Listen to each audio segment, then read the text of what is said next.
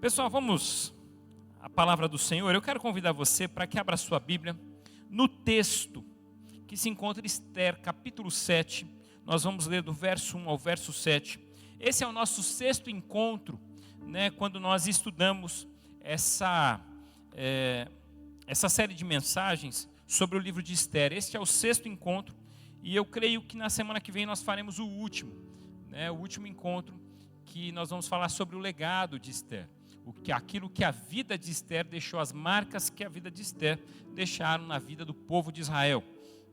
Então eu quero ler com você esse trecho de Esther, capítulo 7, do verso 1 ao 7. E hoje, eu estava dizendo de manhã que esse tema ele foi até uma sugestão da minha esposa na semana passada. Ela falou assim: olha, Esther é uma mulher bem posicionada, por que você não fala sobre isso? E eu, como um marido que ouve sua esposa, obviamente, senão a gente tem problemas. Então eu acatei ali a sugestão dela e eu queria falar hoje sobre Esther, uma mulher posicionada. Eu vou pedir para que os irmãos estejam passando ali atrás só o texto bíblico, para que a gente possa acompanhar, tá bom? Esther capítulo 7, do verso 1 ao verso 7, diz assim: O rei e Amã foram ao banquete da rainha Esther. Enquanto bebiam vinho no segundo dia, o rei perguntou de novo: Rainha Esther, qual é o seu pedido? Você será atendida. O que deseja? Mesmo que seja metade do reino, isso lhe será concedido.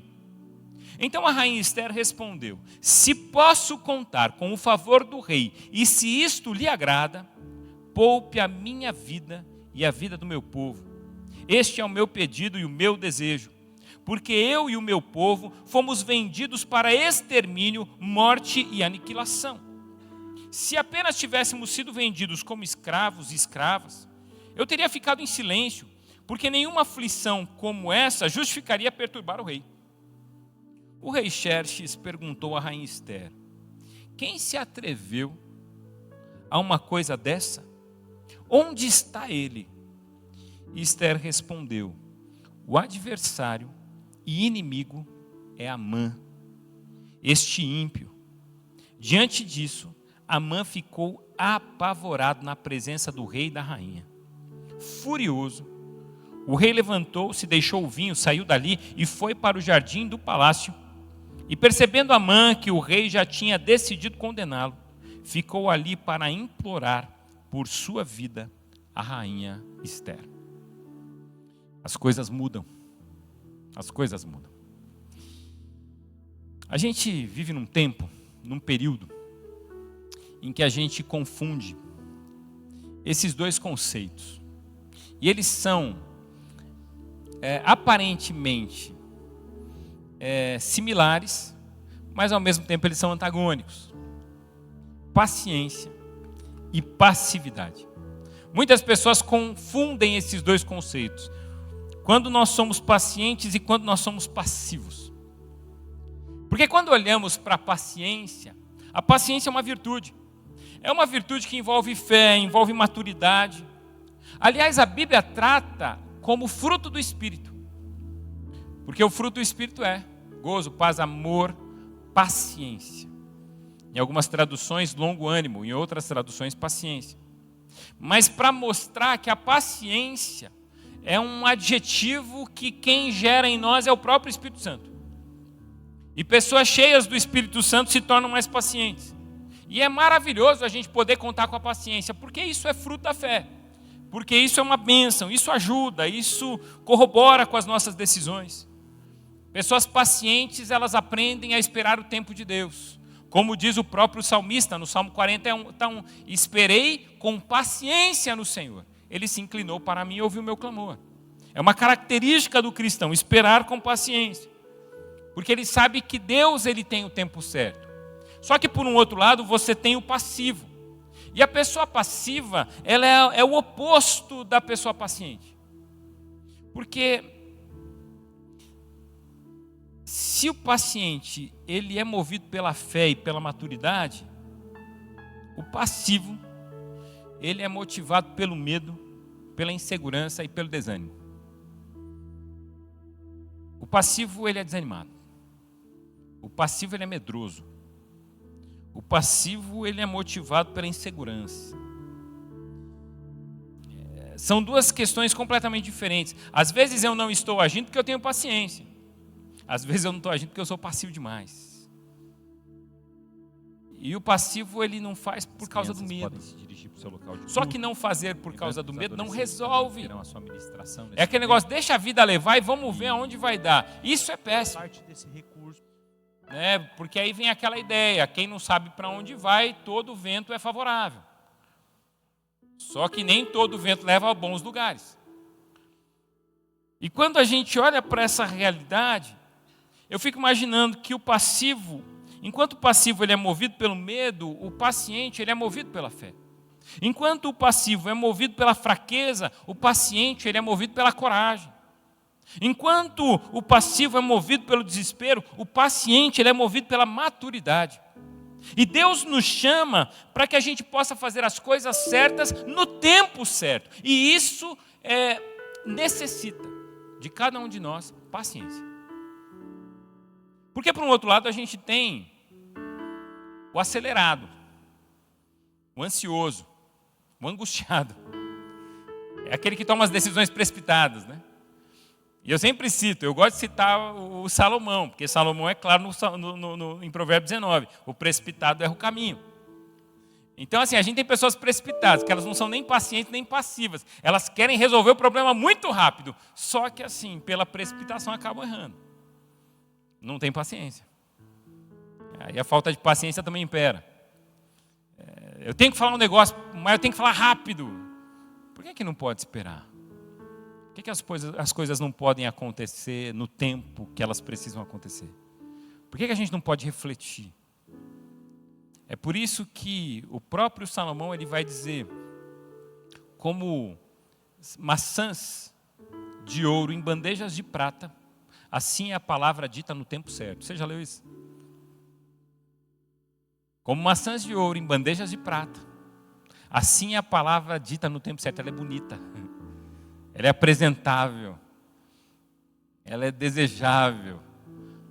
A gente precisa aprender. É por isso que lá em Tiago, capítulo 1, verso 19, vai dizer: todo homem seja pronto para, tardio para e tardio para se irar. Por quê? Porque a gente faz o contrário. A gente é pronto para falar e tardio para ouvir. Primeira coisa que a gente faz é falar diante das circunstâncias. E o convite de Deus para todos nós é que a gente possa ouvir, para que a gente possa esperar, para que a gente possa refletir sobre as coisas. Porque a gente precisa agir no tempo certo. A gente não precisa ser nem ansioso, nem precipitado e nem passivo. A gente precisa ter paciência, sabedoria para agir no tempo certo. E a história está cheia de momentos onde aqueles que se recusam a se posicionar sofrem grandes consequências, porque eu quero falar hoje sobre a necessidade de nos posicionarmos com paciência e sabedoria, e não sermos passivos para esperar que as coisas aconteçam ou para ver no que vai dar. A gente precisa olhar para a vida e a gente precisa se colocar, se posicionar diante das circunstâncias. Foi Sun Tzu no livro Arte da Guerra que ele vai ensinar que a hesitação no campo de batalha pode ser fatal, porque permite que o inimigo avance sem resistência. Da mesma forma, na vida espiritual, não tomar posições diante do pecado ou das circunstâncias pode nos levar a uma derrota. Eu preciso agir, mas eu preciso agir no tempo certo, com sabedoria. Essa é a questão. Essa é a questão. Como disse um antigo filósofo, Edmund Burke, para que o mal triunfe, basta que os bons não façam nada.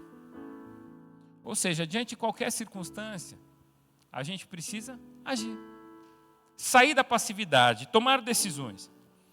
E essa é a diferença entre a paciência e a passividade.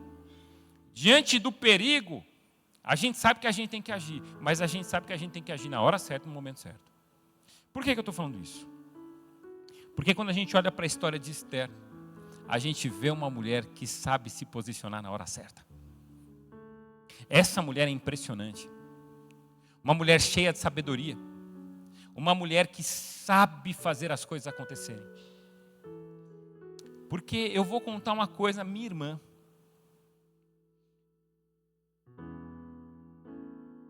Porque a mulher sábia edifica a sua casa, não é isso que a Bíblia diz? Por que a mulher sábia edifica a sua casa?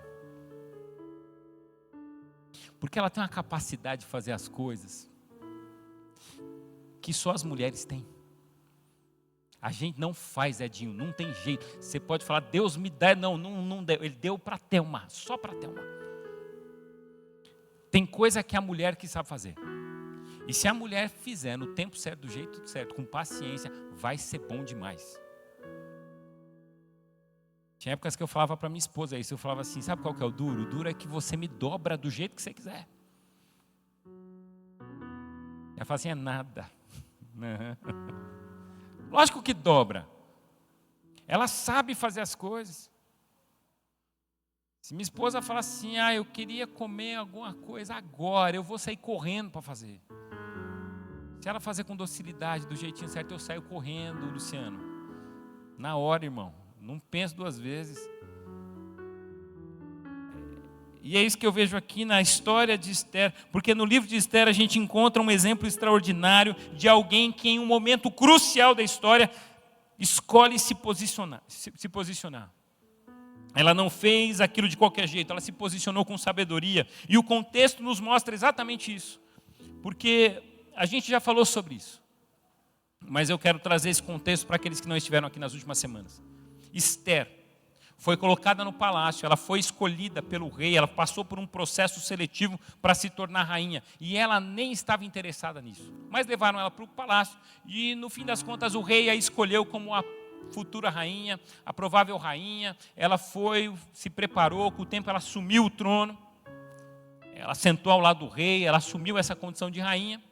E aí, um dia, o seu primo Mardoqueu, é um primo tio, esse homem está na porta da cidade e o oficial do rei chamado Amã, ele passa pela cidade e Mardoqueu não se prostra diante de Amã. Amã fica muito angustiado, o tempo vai passando, ele vê que Mardoqueu nunca se prostra perante ele e aí ele vai descobrir que Mardoqueu é um judeu e quando ele quer ferir Mardoqueu por causa da sua insubmissão a ele decide matar todos os judeus. Então ele vai lá, ele leva uma conversa para o rei Xerxes, ele manipula o rei Xerxes, conta histórias mentirosas para o rei Xerxes, para que o rei Xerxes o autorize a fazer um documento pedindo para que todo judeu, em um determinado dia, seja exterminado e todos os seus bens sejam roubados. E o rei fica assustado com as histórias que Amã conta e fala, não, pode autorizar, manda fazer. E o rei mal sabe que povo é esse.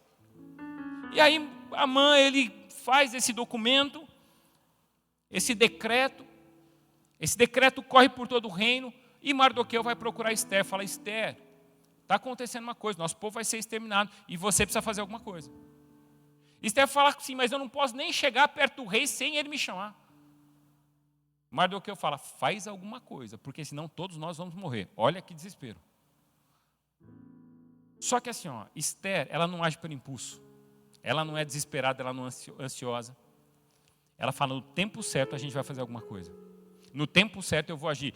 Fala para o povo jejuar. A gente já falou sobre isso aqui. Fala para o povo jejuar. Temos uma decisão a tomar. Não podemos tomar essa decisão de qualquer jeito. Vamos começar um jejum. E o povo começa a jejuar para que Deus possa dar uma direção. Então ela tem uma ideia. Ela consegue uma audiência com o rei, fica andando ali na frente da sala do rei. O rei percebe a sua inquietação e o rei manda chamar Esther. E quando o rei chega, quando ela chega à presença do rei, o rei diz para ela, Esther, pede o que você quiser. Mesmo que seja metade do meu reino, pede o que você quiser que eu te dou. Mas Esther poderia já fazer o pedido na primeira fala. E Esther fala assim, não posso fazer esse pedido agora. Ela fala assim, vamos fazer o seguinte aí. Eu tenho um pedido para você, mas não é esse que aflige o meu coração. Eu queria que a gente fizesse um jantar amanhã, eu vou preparar um banquete amanhã, e eu quero que você e Amã estejam presentes no banquete. E eles vão ao banquete. Muita coisa acontece nesse processo. Não vou contar toda a história, senão vou perder o tempo aqui. Muita coisa acontece nesse processo. O rei, ele tem uma insônia. Deus vai mostrando algumas coisas para o rei por causa da oração do povo. Chega no dia do banquete, o pessoal, o rei e Amã vão até o banquete de Ester. Quando eles chegam no banquete de Ester, Ester preparou tudo lindamente. E o rei fala assim: Ester, que coisa maravilhosa, comida boa, banquete bom. Agora fala para mim o que você quer. Porque se você pedir até metade desse reino, eu vou te dar. Segunda vez o rei falando isso. Ester sente que aquele não é o momento. Ela sente de Deus que aquele não é o momento. E ela fala assim: eu tenho um outro pedido para você. Amanhã eu vou fazer um outro banquete. Receita nova. Tem uma receita nova e eu quero que você experimente. Você pode vir amanhã com a Amã de novo? Ok. Amanhã eu e a Amã viremos novamente para o seu banquete. E quando nós lemos o texto, é sobre esse banquete que a gente está falando. Porque chega no dia, ela está sentada com o rei, a mãe está por perto. E o rei, mais uma vez, daquela forma carinhosa, apaixonada, vira para Ester e fala assim: Ester, pede o que você quiser. O que você quer, Ester? E aí ela diz. Aí ela se posiciona. Ela vai falar assim: olha, o meu povo está sujeito ao seu reino. E nós não viemos aqui para sermos exterminados. A gente aceita a condição de escravo. Aliás, se nós fôssemos escravos, eu nem incomodaria o rei. Mas nós estamos próximos a sermos exterminados, inclusive eu. E a hora que o rei ouve essa palavra, ele fala assim: mas quem mandou fazer isso? Não é aquele sujeito sentado ali? Amã. Amã quer acabar comigo, Amã quer acabar com o meu povo. E só para lembrar, foi Mardoqueu que te salvou. Ela não falou isso, mas eu estou imaginando aqui. Eu estou criando meus argumentos aqui. E quando ela percebe isso, quando o rei percebe isso, ele fala assim: ah, meu Deus, Amã é um homem de confiança, Amã é o cara que eu confiava, Amã é meu braço direito, Amã era o meu conselheiro, o que eu faço com esse homem? Então ele sai da sala, ele vai pensar no jardim. Mas Amã fica olhando e Amã percebe que a cena dele ficou feia ali. O rei não está gostando. E eu fico pensando sobre a necessidade que nós temos de nos posicionar como Ester. Precisamos de cristãos que se posicionem com sabedoria nas suas empresas. A gente precisa de gente que se posiciona. A gente precisa de gente, de cristãos que se posicionem com sabedoria nas escolas. A gente precisa de cristãos que se posicionem com sabedoria no ambiente político. A gente precisa de cristãos que se posicionem com sabedoria nas faculdades. A gente precisa de cristãos que se posicionem com sabedoria nas redes sociais. A gente precisa de cristãos que se posicionem com sabedoria na vida. A gente precisa de gente que se posiciona nessa vida. A gente não pode. Jesus, ele fala isso: olha, vocês são lâmpada, vocês são sal da terra, luz do mundo, mas não se pode esconder um candeeiro embaixo da cama. Porque se você esconder a lamparina debaixo da cama, ela não ilumina nada. Se você não se posicionar, se você não mostrar a luz de Cristo, ninguém muda. Não acontece nada na vida de ninguém. Ninguém é alcançado, ninguém é tocado, ninguém é transformado, ninguém é mudado. E essa é a ideia desse texto. Nós precisamos nos posicionar. E ao longo dessa mensagem, a gente vai ver como o posicionamento de Ester trouxe transformação. E como isso pode interferir na nossa vida e na vida daqueles que estão ao nosso redor. Tem um livro, eu não sei se você já leu esse livro ele é antigo. Esse livro ele se chama O Véu Rasgado. O Véu Rasgado, ele conta a história de uma mulher, eu anotei o nome dela aqui, Gulshan Esther. Faz muito tempo que eu li esse livro. E é uma mulher que ela vive no mundo islâmico, ela é filha de uma família temente a Alá, e ela tem uma experiência muito linda com Deus e ela se converte. Só que quando ela toma essa decisão por Cristo Jesus, ela corre riscos, corre perigos. E aí vem um problema. Como que eu assumo que eu sou cristã sendo que meu pai pode me matar e a minha família pode me abandonar. Se meu pai não quiser me matar, pelo menos ele vai me abandonar. Mas ela enfrenta, ela se posiciona. Então o livro vai mostrar como o posicionamento dessa mulher é extremamente importante para a mudança na sua própria vida e na vida daqueles que estão ao redor dela. Para que Cristo seja proclamado. Para que ela enfrente a sua angústia, para que ela enfrente os seus medos e se posicione de uma forma clara, objetiva, segura, porque Deus está ali com ela.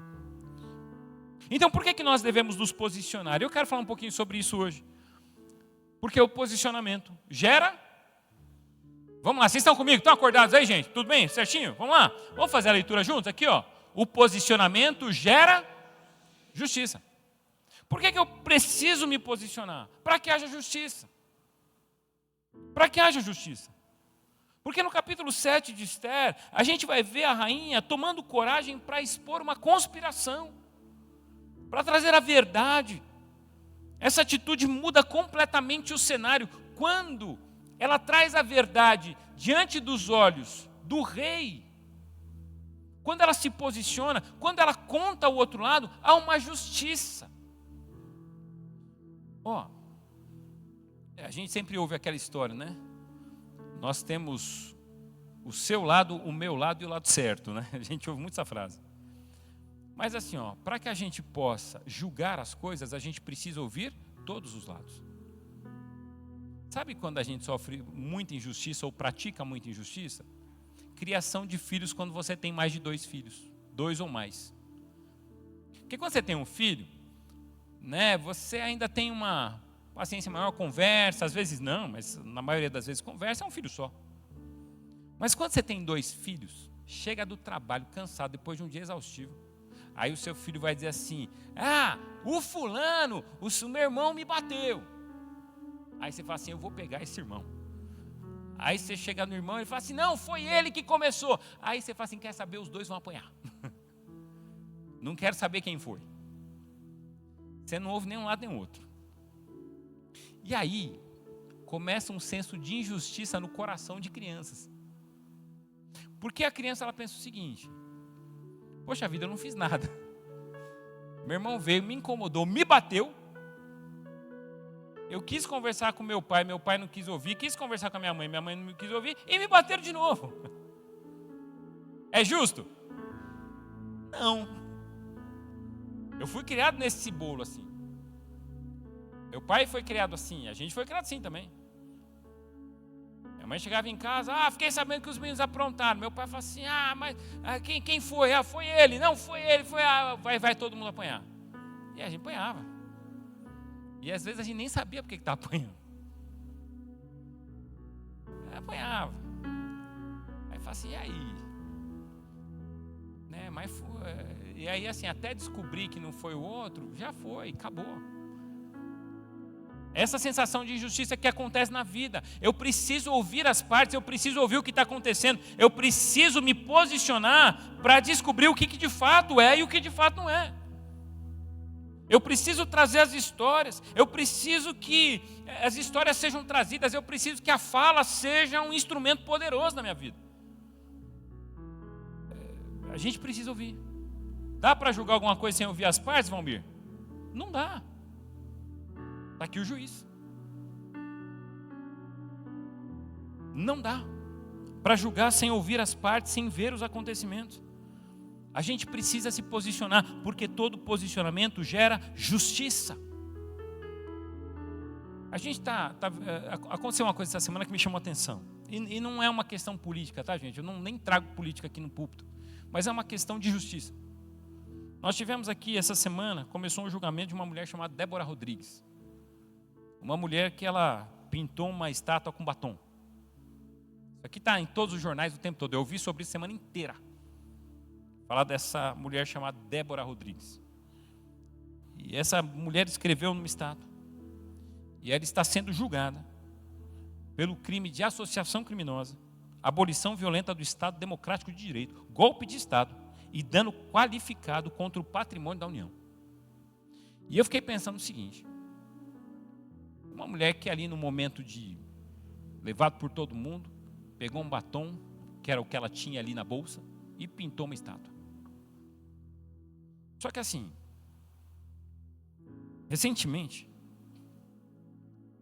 a justiça prendeu os bens de um traficante muito conhecido e muito falado nos jornais, e prendeu desse cara um helicóptero de 7 milhões, uma mansão e um barco de luxo, tudo adquirido com o dinheiro do tráfico de drogas.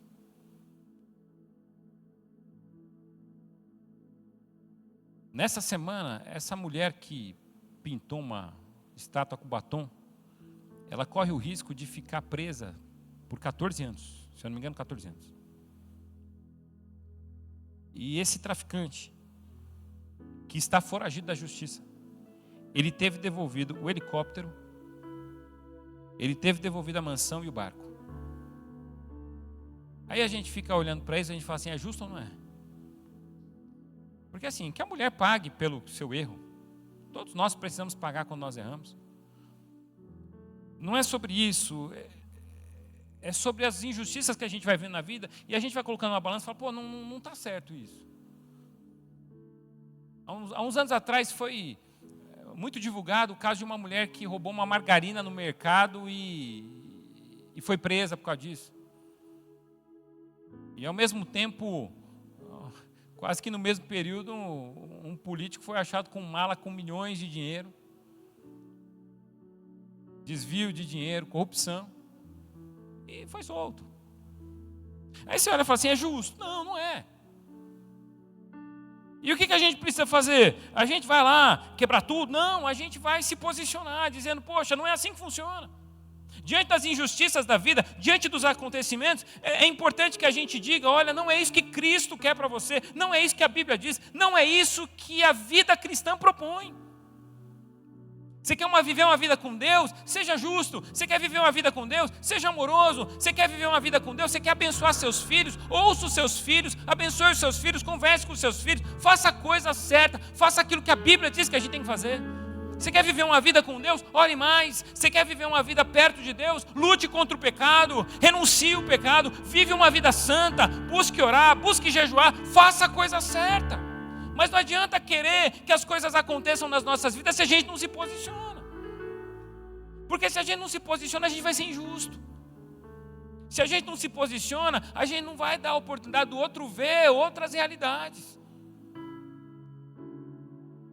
Então, posicionar, ele gera bênçãos. É interessante porque Charles Spurgeon disse, a neutralidade em tempos de crise é uma traição à verdade. Quando a gente se sente neutro, não vou me movimentar, não vou fazer nada, não, deixa quieto, não, deixa as coisas acontecerem. De repente eu me posiciono, diante de um ambiente de igreja, eu vejo que tem algumas coisas erradas, de repente eu me posiciono, falo assim, ô pastor, vamos refletir, a Bíblia diz isso, vamos refletir um pouco no que está acontecendo, vamos refletir na vida cristã. Quando chama o irmão, fala assim, irmão, cuidado com os relacionamentos, cuidado com como você está vivendo, cuidado com está avançando um pouco a linha, isso aqui é um perigo. Deus não nos deu essa possibilidade de avançar linhas. A gente precisa tomar cuidado na vida. A gente precisa. Porque as injustiças, elas sempre estão aí. Não significa que a gente vai ser justiceiro agora, que a gente vai resolver os problemas do mundo. Mas, às vezes, o nosso posicionamento pode mostrar verdades que o outro não está vendo. E quando Esther vai procurar o rei vê verdades que ele não estava vendo. Num segundo lugar, por que precisamos nos posicionar? Porque o posicionamento gera proteção. E assim, por quê? Porque quando nós nos posicionamos, a gente também apresenta limites. Gera proteção porque apresenta limites. Havia um decreto de destruição dos judeus. Esse decreto já havia sido assinado. Esther poderia ter pensado, bom, isso não me afeta, isso já foi feito, diretamente isso não me afeta. Mas Mordecai vai lembrar ela, afeta sim. Não pense que pelo fato de estar no palácio do rei, você será a única entre os judeus que escapará. É isso que Mordecai fala para ela. Todos nós estamos no mesmo barco. Nós precisamos proteger o nosso povo. E aí, quando ela conversa com o rei e ela expõe tudo ao rei, quando ela se posiciona, ela começa a proteger o seu próprio povo. Posso dizer uma coisa para você, pai e mãe? Quando vocês se posicionam na sua casa, vocês protegem seus filhos. Quando o pai se posiciona na casa, ele protege o filho e a filha. Quando o pai não se posiciona, o filho fala, eu posso fazer tudo. Mas quando o pai se posiciona, o filho é protegido. A gente ouve falar muito o seguinte, você já deve ter ouvido falar isso aí. E eu ouço muitas vezes, o pessoal da minha geração, o pessoal da fase dos 40 anos, 30 anos, 30, 40, o pessoal fala assim, a nossa geração é que foi boa. Você deve falar isso também. Minha geração foi boa, minha geração brincava na rua. Minha geração jogava bola, só peão. Peão, que coisa chata que é o peão, né? Eu acho embora minha geração soltava peão. Cara, é muito chato isso aí. Ficar enrolando lá, jogando, ficar vendo rodar. Aí enrola de novo, joga, fica vendo rodar. Eu falo assim, essa não é muita vantagem, não. Mas assim, outras coisas. Não, minha geração ficou na rua, minha geração brincou. Legal. Mas assim, eu acho que essa nova geração é mais bem cuidada do que a nossa. Na minha realidade, meus pais saíam de manhã e voltavam só à noite para casa. E a gente ficava lá. Meus pais não é que eles não ligavam para a gente, pelo amor de Deus, o Renê não teve pai e mãe, tive. Mas trabalhavam bastante, assim como a sua realidade hoje. Muitos pais trabalham, mas hoje a gente tem vários itens que nos ajudam a cuidar do filho. Celular é uma bênção. Celular, filho, onde você está agora? Eu tenho filhos adolescentes, um já entrando para a juventude. O celular é uma bênção para mim. Filho, onde você está? Eu estou em tal lugar, pai. Então tá bom, que hora que você chega? Já saiu do treino, foi lá para a escola, saiu da escola. Isso aqui para mim é ótimo. Alguns aqui não tinham isso. Tinham que ligar do orelhão, né? Tinha que ir lá no orelhão, pegar uma ficha e ligar. Mas a verdade é a seguinte, muitas crianças sofreram porque assim, não tinham proteção. O vizinho tinha que proteger, o vizinho tinha que olhar e nem sempre o vizinho estava lá, na ausência dos pais. Então você vai atendendo pessoas, você vai ouvindo histórias de abusos, você vai ouvindo histórias difíceis, histórias de agressão, histórias de solidão, histórias de medo, dessa nossa geração. E não é só de mulheres não, de homens também. Então assim, quando a gente olha para essa geração, a gente vai ver que algumas pessoas se posicionaram.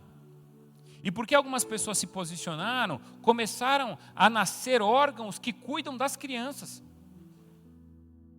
Crianças que não eram corrigidas, elas eram espancadas. Quantos filhos não eram espancados pelos pais? Filhos que eram espancados e não tinham para quem reclamar e não tinham para onde ir. As mães às vezes defendiam esses filhos e também apanhavam. O cara chegava bêbado em casa, transtornado, desfigurado. E hoje você tem pessoas que se posicionaram dizendo assim, não é bom que as crianças estejam desprotegidas. Então começam a nascer alguns órgãos que cuidam das crianças. O ECA, Estatuto da Criança e do Adolescente.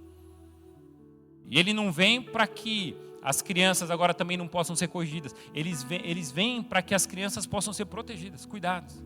Por quê? Porque tem gente que se posicionou. E é importante que os nossos filhos tenham cuidado, é importante que os nossos filhos não sejam agredidos, é importante que os nossos filhos não sejam combatidos, espancados. A gente vê uma geração que pessoas tinham que camuflar suas marcas e suas feridas.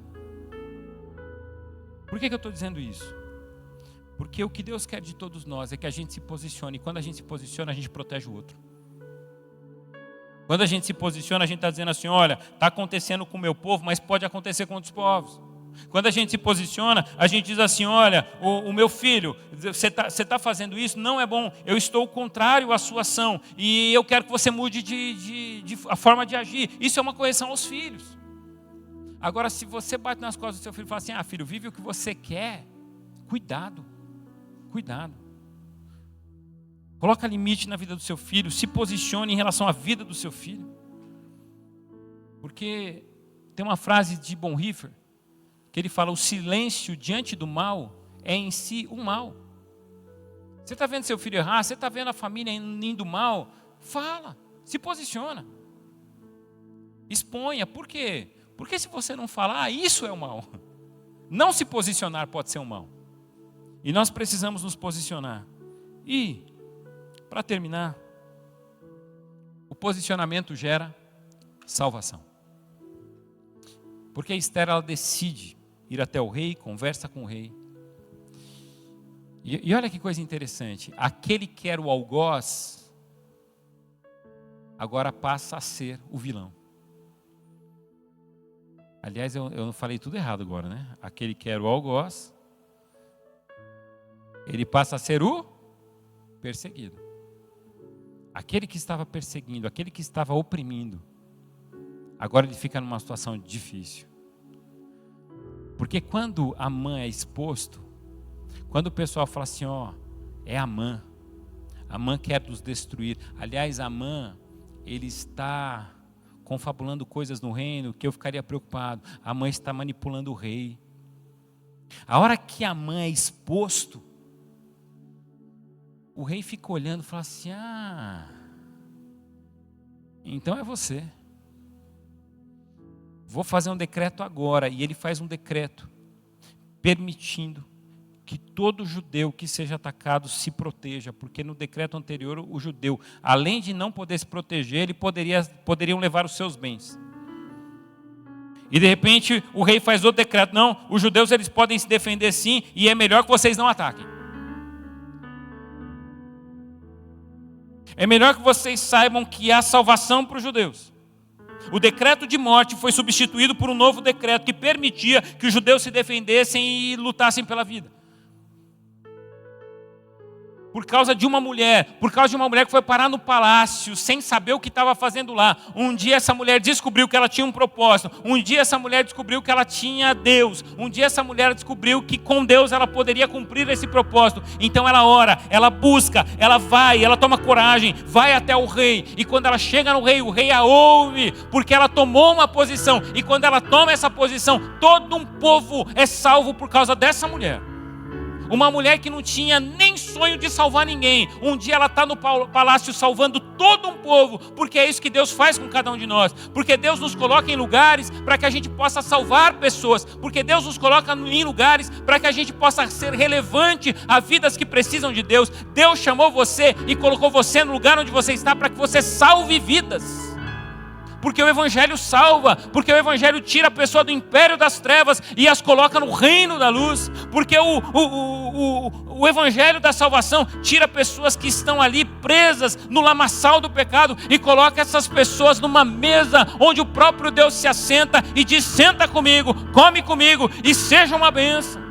Deus que tira pessoas que estão ali desgarradas, pessoas que se sentem completamente inúteis na vida, e Deus traz para um lugar dizendo, agora você é meu servo, ferramenta viva, instrumento vivo do poder de Deus.